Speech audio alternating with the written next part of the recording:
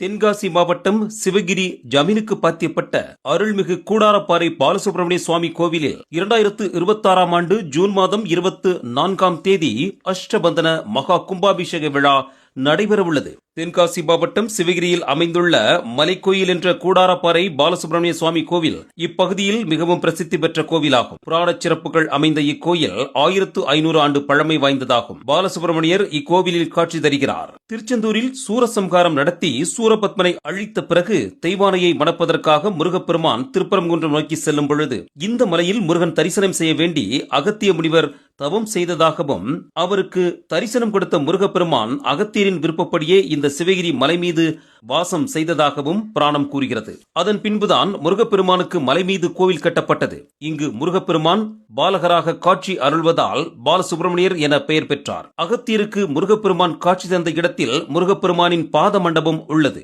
பாலசுப்பிரமணியருக்கு வலப்பக்கத்தில் சிவபெருமானும் இடப்பக்கத்தில் பார்வதி தேவியும் அருள் புரிகின்றனர். பக்தர்கள் வேண்டியதை கொடுக்கும் ஸ்தலமாகவும் குழந்தை வரம் தரும் ஸ்தலமாகவும் குடும்பத்தில் பிடித்துள்ள அனைத்து தோஷங்கள் நீங்கும் பரிகார ஸ்தலமாகவும் விளங்கி வருகிறது. 100 ஆண்டுகளுக்கு பின் இக்கோவிலில் குடமுழுக்கு செய்ய தீர்மானிக்கப்பட்டு இன்று 3 நிலை ராஜகோபுரம், மூலஸ்தான விமானம், சுவாமி அம்பாள் விமானங்கள், ஸ்ரீ சண்முகர் மண்டபம், ஸ்ரீ முத்துக்குமாரசாமி மண்டபம், சாலை கோபுரம் மற்றும் பல்வேறு திருப்பணிகள் மேற்கொள்ளப்பட்டு நிறைவு பெற்றது.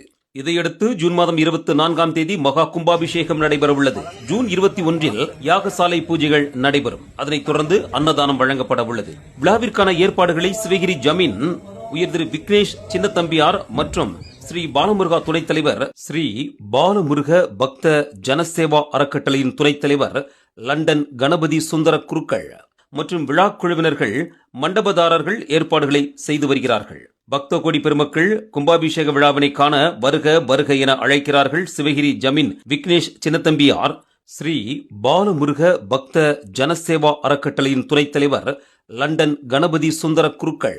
மேலும் திருப்பணிகளுக்கான நிதி உதவினை செய்யுமாறு கேட்டுக்கொள்கிறார்கள். 50,000ற்கு மேல் நன்கொடை கொடுப்பவர்கள் பெயர் கல்வெட்டில் பொறிக்கப்படும். கும்பாபிஷேகம் நடைபெறும் நாளில் பக்த கோடிகளுக்கு அன்னதானம் வழங்கப்படும்.